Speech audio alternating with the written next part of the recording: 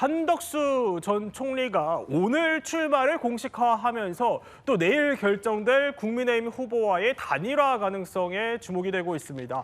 그런데요, 한 전 총리가 저희 채널A 보도로 알려진 게 9일까지 단일화를 마무리 짓겠다 이런 뜻을 밝힌 것으로 전해지고 있어요. 예, 그렇습니다. 사실은 지금 시간이 별로 없잖아요. 예. 시간이 없으니까 이제 뭐 신속하게 단일화도 지금 이제 정리를 해나가는 그런 모습인데 사실 뭐 어제 하루만 하더라도 너무 일이 많아가지고 네. 이게 일주일에 벌어질 일이 하루에 벌어진다. 네. 그런 얘기들까지 많이 나오지 않았습니까?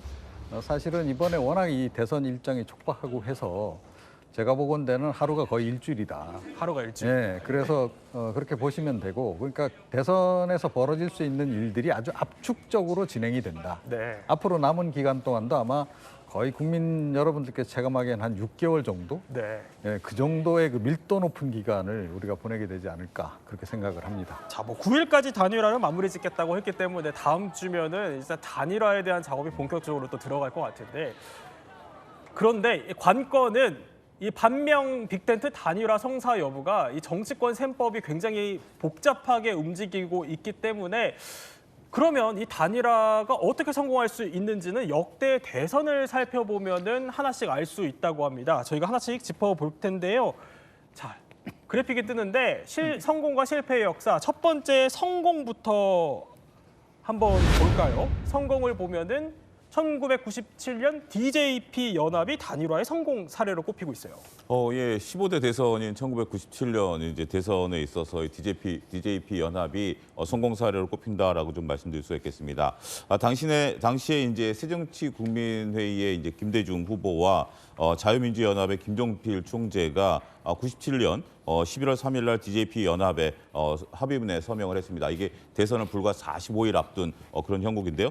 근데 잘 아시다시피 이제 DJ 같은 경우는 이제 민주 세력의 대표 주자로 이제 당시에 인식이 되고 있었고, 이제 JP 같은 경우는 5.16 쿠데타의 이제 주역으로 됐었던 분이고, 네. 또 한 분은 이제 호남, 한 분은 충청 이런 맹주의 이제 분이었는데 두 분이 손을 잡았어요. 그러면서 이제 DJ가 대통령 후보가 된다라고 하고, 그다음에 이제 대통령이 되면 JP는 국무총리와 이제 그 강요에 대한 인선에 대한 어떤 것들을 갖게 했다라고 서로 이제 합의문에 서명을 했습니다. 그래서 결국 당시에 이제 이회창 후보를 1.53% 차로 이겼어요. 1.53%. 예, 그러니까 완전히 진짜 두 분이 손을 안 잡았다라면 네. 이회창은 당시 이제 후보가 대통령이 될 수 있는 셈법으로 보면 그런 상황이었고, 그게 이제 대통령으로 이제 서로 간에 연합으로 해서 당선된 이후에 서로 간의 합의문에 따른 초기의 모습을 보였다, 이렇게 네. 말씀드릴 수 있겠습니다. 자, 1.53%포인트 차로 어쨌든 간에 극적인 단일화로 성공을 이끌어낸 겁니다.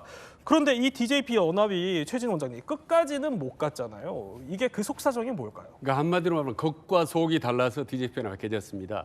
겉은 아주 좋았습니다. 대통령은 김대중, 네. 그다음에 국무총리는 김종필이 맡아서 경제 관련 장관까지 다 내각을 하고, 네. 그다음에 지역국도 이제 충청도와 호남의 연합, 그다음에 진보와 보수의 결합, 이렇게 해서 역사적인 국민 대통합을 한다라는 이제 명분은 좋았지만 속은 달랐죠. 아시다시피 내각제 연합을 했는데 내각제로 이제 개헌을 하기로, 이게 이제 이루어지지 않은 겁니다.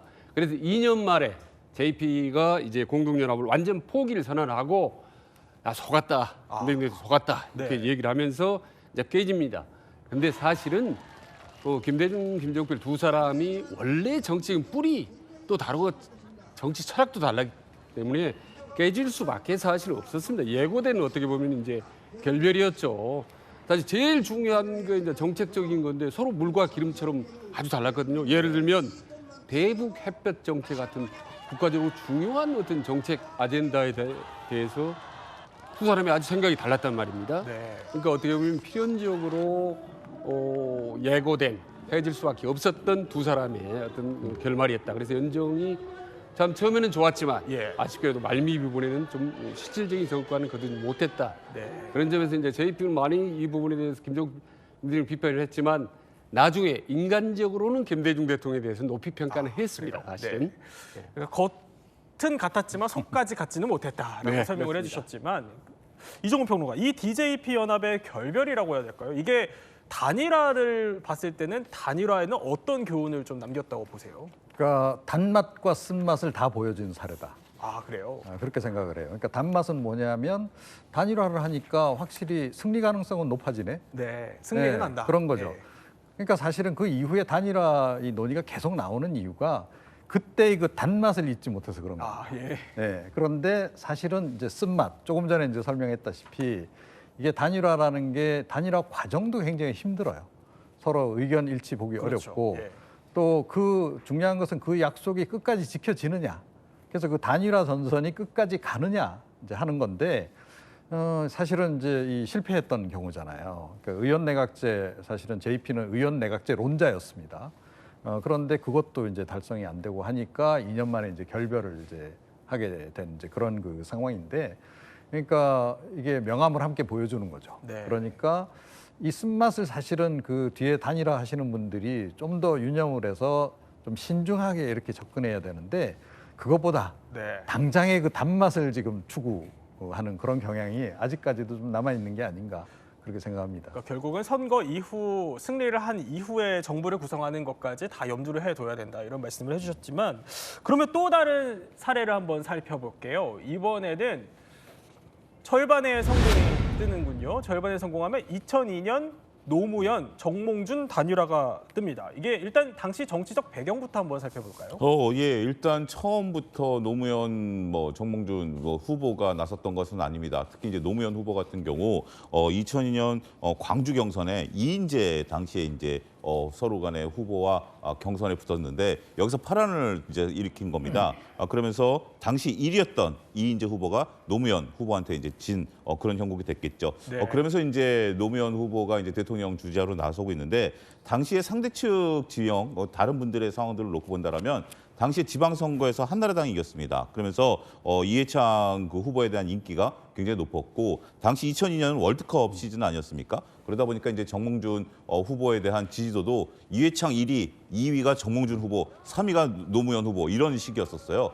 그런데 2002년 11월 16일 날 대선을 앞두고 정몽준 후보와 노무현 후보가 서로 간에 단일화 협상을 진행을 해서 최종 이제 여론조사라든지 이런 걸 했는데 여기서 노무현 후보가 정몽준 후보와 단일화를 이끌어내는 그러한 기염을 토해냈다 이렇게 설명을 드릴 수 있겠습니다. 네. 그런데 많이들 기억하시겠지만 대선을 정말 하루 앞두고 예상치 못한 일이 생겼었죠. 들어보시죠.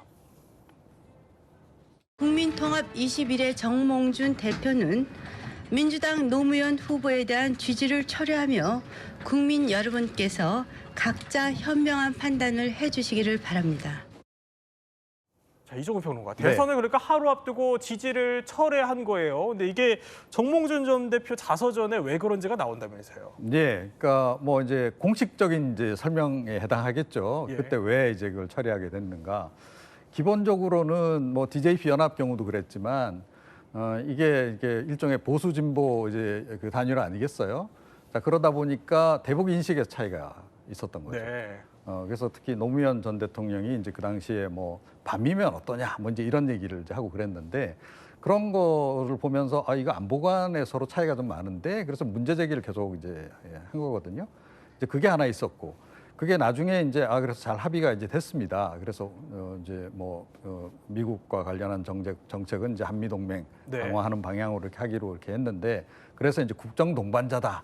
뭐 이렇게까지 이제 그 노무현 당시 후보가 표현하고 그랬어요. 네. 그런데 여기서 이제 빈정이 상하는 일이 하나가 좀 벌어진 거죠. 단상에 이제 올라서 연설할 기회가 있었는데 그 노무현 후보가 정동영 그 당시 이제 이제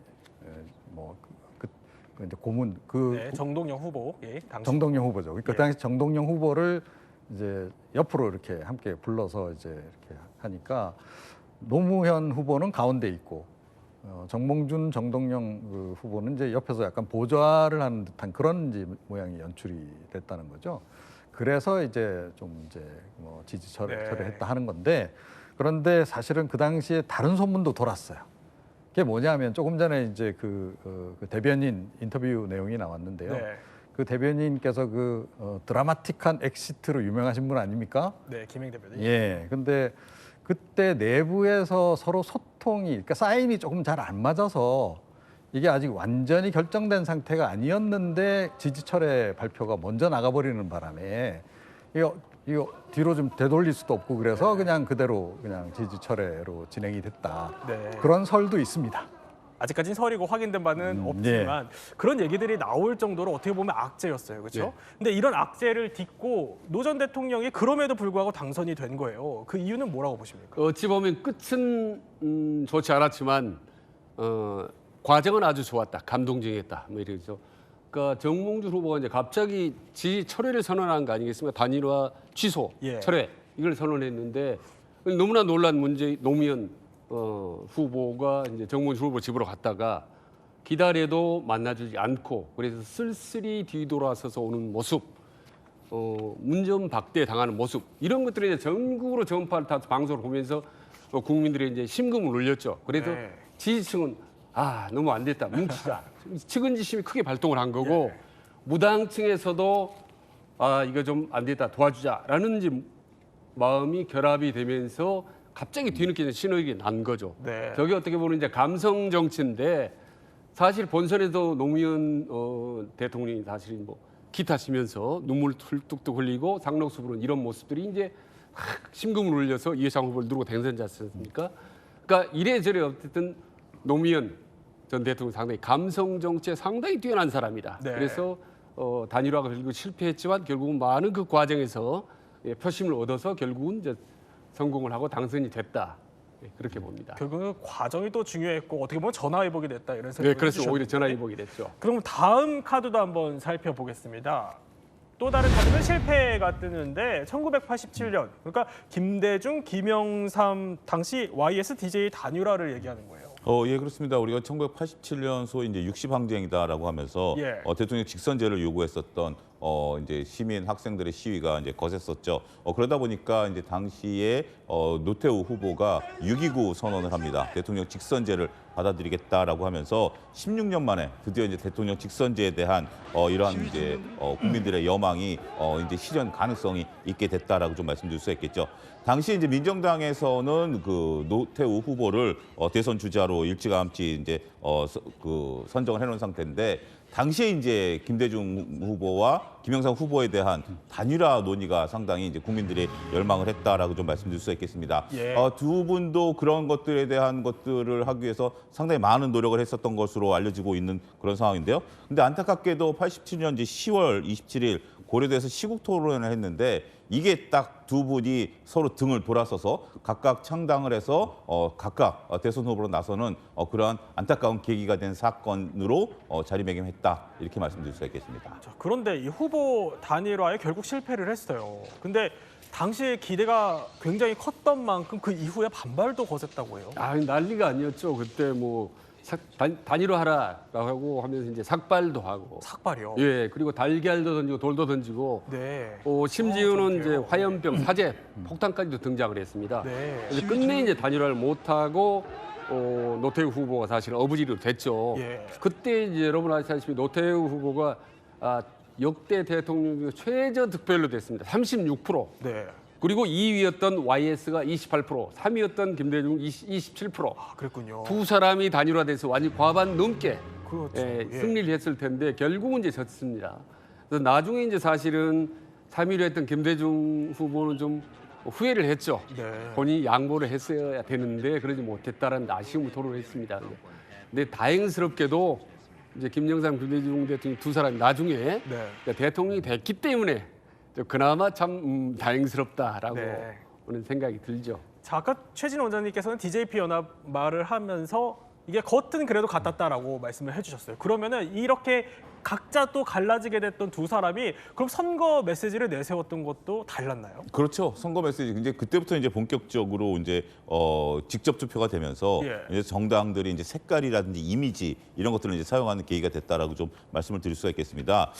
당시에 이제 3당 그러니까 이제 노태우 후보, 김영삼 후보, 김대중 후보의 이제 색깔을 놓고 본다라면 당시에 이제 우리 한국 사회가 갖고 있었던 게 이제 군정 종식에 대한 부분들이 이제 크지 않았습니까? 그러니까 김영삼 후보 같은 이제 노태우 후보 같은 경우는 이러한 군종에 대한 어떤 그런 거기 때문에 이제는 안정입니다. 그리고 이제 예. 보통 사람 그런 어떤 선거 구호가 이제 처음에 나왔죠. 저렇게 이제 양복을 입으면서 친근한 이미지, 색깔도 이제 파란색 안정적인 그런 색깔을 씀으로써 보통 사람이 친근한 이미지로 노태우 후보가 이제 나타났고요. 두 번째 이제 김영삼 후보 같은 경우 밑에 빨간 글씨로 군종종식이라고 이제 딱 적었습니다. 그러니까 이제 네. 벌써 노태우 후보와는 이미지가 좀 다른 그런 부분들이고 그러면서 이제 정직한 후보, 그냥 김영삼 후보 이렇게 이제 이가 나왔던 상황이다라고 말씀드릴 수가 있겠습니다. 평화민주당 이제 김대중 후보 같은 경우 이제 노란색 색깔을 이제 저때 네. 쓰기 시작했고 두루마기를 입으면서 흑백 사진을 썼어요. 그렇죠. 예. 그게 이제 상당히 그때 당시에 조금 그 민족성이라든지 애국투사의 이미지를 좀 줬는데 보면 평민당은 평민당, 대중은 김대중 이렇게 그 리듬까지 맞춰가면서 저때 이후부터 이제 색깔과 이미지 이런 것들이 선거에 있어서 주요 감성 이런 걸로 작용하는 시작점이었다 이렇게 말씀드릴 수가 있겠습니다. 자, 어쨌든 이 선거 결과 모두가 아는 것처럼 노태우 전 대통령의 당선으로 이어지게 됐어요. 그럼 이거를 야당표가 분산된 영향이기 때문이다 이렇게 봐야 되는 건가요? 그렇죠. 조금 전에 이제 최진 원장님께서도 말씀하셨다시피 이 득표율 그냥 단순 합산만 해봐도 예. 그러니까 그 당시 YSDJ가 단일화를 했으면 과반 이상 득표를 이제 할 수 있는 그런 그 상황이었던 거고요. 그때 저도 학생 신분으로 굉장히 울분에 가득 찼던 바가 있습니다. 그러시군요. 예. 네, 그리고 실제로 역사적으로도 만약에 그때 단일화가 됐더라면 군사 정권이 그렇게 더 연장되지가 않았겠죠. 네. 그래서 빨리 군사 정권을 종식시키고 민주 정권을 수립시킬 수 있는 기회를 그때 굉장히 안타깝게 놓쳤다. 그래서 이 민주화 관련해서 연구하시는 분들도 굉장히 안타까워하는 역사적인 장면으로 네. 지금 기록으로 남아 있죠. 그러면 또 다른 카드 한번 살펴보겠습니다. 이번에는요. 어떤 카드가 될까요? 네, 조커 카드가 뜨는군요. 조커 카드인데 안철수 의원의 모습이 보입니다. 그러니까 안철수 의원이 단일화 조커 카드인 이유는 어떻게 봐야 될까요? 그 카드 게임에서 조커 카드가 카드란 뜻이 아주 강하고 좋은 카드. 그리고 상대를 갖고 노는 카드란 뜻도 있습니다, 사실은. 네. 근데 4번 단일화를 했는데 사실 한 번 빼고 3번 다 이겼습니다. 그러니까 4전 3승 1패죠. 단일화 그래요? 전적이. 한번 빼고 다 거 이겼어요? 예, 한 번인데 처음은 이제 안철수가 딱 떴을 때가 2011년입니다. 이제 화면에도 나오다시피 그때 안철수가 이제 서울대 융합과학기술대학원 이제 교수 시절입니다. 원장 시절인데 저때 이제 청년들이 좋아하는 어떤 청춘 콘서트 그리고 이제 무릎팍도사 뭐 이런 거에서 확 떴죠. 맞아, 기억이 나요. 예. 그래서 이제 지지율이 무려 50%까지 된 겁니다. 청년들을 그렇군요. 위해서 높이 예. 치는데 근데 안철수 후보에게 아주 미련 없이 포옹하면서 딱 양보를 했었죠. 그래서 결국 승리를 안겨줬는데 이후 이제 2012년 대선 때 문재인이가 한 번 빼고 네. 이후에 오세훈 서울시장 등장을 하고 또 윤석열 대통령이 될 때까지 계속 단일화만 하면 어떻게 보면 성공하는 네. 그런 전적이 있어서 이제 좋은 별명이 어떻게 보면 이제 양보 왕이다 양보왕. 이런 얘기도 있었고 또 어떻게 보면 이제 철수 왕이다 이런 이제 비판적인 얘기도 네. 있습니다만은 아무튼 단일화에 관한 한 달인이고 일각에 있는 사람이 안철수죠. 예. 그런데 잠깐 언급을 해주셨던 것처럼 한 번의 실패, 그러니까 2012년에 문재인 당시 후보와 어쨌든 단일화에는 성공을 했지만 본선에서는 패배를 하게 됐어요. 그 네. 당시에는 왜 이런 결과가 나왔다고 보세요? 뭐 그때는 사실은 그 시너지 효과가 나지 않았기 때문이죠. 그러니까 단일화 앞서 이제 제가 이제 뭐 이렇게 단맛 쓴맛 다 있다고 그랬는데, 그러니까 단일화에 응한 것까지는 좋았는데. 네. 그러면 이제 한동안은 그래도 허니문 기간을 이렇게 유지를 하면서 함께 유세도 다니고 뭐 이렇게 이제 힘을 실어주는 이제 그런 이제 행보를 해야 되잖아요. 네.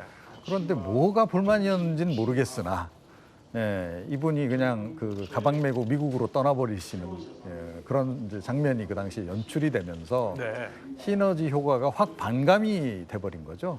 물론 이제 그것 때문만은 아니다라고 이제 우리가 분석할 수 있는데 어찌됐건 그것도 한 변수로 작용한 건 맞다 네. 생각을 합니다. 그러면은 이렇게 보면은 단일화가 꼭 선거 승리의 보증 수표다 이렇게 볼 수는 또 없을 것 같기도 해요. 네, 시대가 이제 많이 달라졌는데 전에는 1+1은 무조건 3, 이 시너지 효과가 납니다. 근데 점점 시간이 세월이 흘러가면서 요즘에는 1+1 단일화하면 그게 3이 될 수도 있고 1도 될 수 있습니다. 그게 이제 왜 그러냐면요. 일단 국민들에 대해서 거기에 대해서 반감을 가질 수가 있어요. 아 너희들끼리 뭉쳐서 뭘 해보겠다고 너무 심한 거 아니냐라는 반감이 생길 수 있고 특히 이제 중도층 같은 경우는 네. 특별한 뭐 명분도 없이 이해관계 맞아떨어 너희들이 함께 뭉친다라고 해서 반발이 나올 수가 있습니다. 그래서 요즘에는 단일화가 절대로 능사가 아니다. 네. 잘 봐서 단일화를 해야지 잘못하면 역효과 날 수 있고 역풍을 맞을 수 있다라는 것이 많이 좀 시대가 달라졌고 아마 이번 대선에도 아마 그런 현상이 나타났기 때문에 아주 조심스러운 단일화가 필요하다라는 말씀드립니다. 그런데 지난 대선에서는 이런 안철수 의원의 단일화 행보에 반발하는 청와대 청원이 있었다고요? 예, 그렇습니다. 지난 대선이 3월 9일 날 열렸는데 네. 3월 3일 날 윤석열 국민의힘 대선 후보하고 당시 국민의당 안철수 후보가 서로 간에 이제 단일화를 선언을 했습니다. 근데 이제 이때가 어떤 시기냐면 2월 23일서부터 28일 재외 국민 투표가 이미 종료가 된 상태예요. 그러니까 법상 선거 14일 전부터 9일 전까지 이 재외 국민 투표를 하도록 되어 있거든요. 그러니까 재외 국민 투표가 끝난 다음에 단일화를 일어나다 보니까 그 재외 투표라는 것이 우리 한국처럼 가까운데 이제 선거를 할 수 있는 곳이 아니기 때문에 뭐 차를 타고 장시간 간다라든지 비행기를 타고 간다라든지 이런 식으로 해서 했는데 이게 이제 사표가 돼 버린 거죠. 그렇기 때문에 최소한 이 재외 국민 투표 이전에 단일화를 이룰 수 있는 그런 법을 만들자 이런 청원이 나타났다 이렇게 말씀드릴 수 있겠습니다. 자, 저희가 이렇게 쭉 한국 정치사 속에 어떻게 보면 단일화의 역사를 한번 살펴봤어요. 이종훈 평론가 보시기에는 실패한 단일화의 공통점은 뭐라고 보십니까? 설익은 밥효과라고 생각합니다. 설익은바. 예, 그러니까 단일화라고 하는 게 보통 보면 이제 선거 막바지에 아주 뭐 그러니까 빠른 속도로 그냥 신속하게 막 진행이 되다 보니까 서로 이렇게 뭐 정책이나 구상에 대해서 또 철학에 대해서 충분히 이야기 나눌 시간도 없고 뭐 정책 부분도 마찬가지고. 네. 그리고 또 근본적으로는 감정적인 부분에 이게 치유가 안 된 상태에서 서로 이렇게 결합을 하게 돼요. 특히 이제 누군가는 도와줘야 되는 상황인 거잖아요. 이 단일화라고 하는 네. 것이. 그 도와줘야 되는 위치에 있는 상황이 이제 처하게 되면 사실은 썩 내키지는 않는다. 네. 근데 그거를 이제 치유해주기 위해서는 이제 도움받는 사람이 좀 이렇게 잘 케어도 해주고 또는 이 사람도 좀 포기할 건 포기하고 이래야 되는데 그게 잘 안 되는 것 같다. 이렇게 네. 생각합니다. 그런데 사실 진짜 성공은 어쨌든 단일화만 하는 게 아니라 단일화를 해서 어쨌든 네. 선거에서 이겨야 하는 거지 않습니까? 네. 그럼 당선까지 성공하기 위한 단일화의 조건은 뭘까요? 두 가지가 필요합니다. 하나는 명분과 양보. 네. 일단 자기들 이해관계에 맞아떨어져서 뭉친다. 이게 아니라 어떤 국가 국민을 위해서 우리가 뭉쳤다. 이를테면 정치 발전이라든지 혹은 뭐 정당 개혁 혹은 동서화합이야. 이런 명분이 뚜렷해야 계속적으로 국민들이 설득을 얻을 수 있는 거고 하나는 이제 서로 양보해야 되는 거죠. 네. 자기 희생적 결단. 그래서 권력을 서로 양보하고 국민들을 위해서 우리 모든 걸 내려놓자. 이런 이제 모습이 보여줘야 됩니다. 그래서 어떤 명분과 그런 양보의 정신이 국민들에게 이제 뚜렷하게 각인이 되고 감동을 줄 때 그 단일화는 이제 성공할 수가 있는 거죠. 네, 세 분과 함께 선거판의 최대 변수로 꼽히고 있는 단일화의 또 성공과 실패에 대해서 한번 살펴봤습니다. 저희는 60초 후에 뵙겠습니다.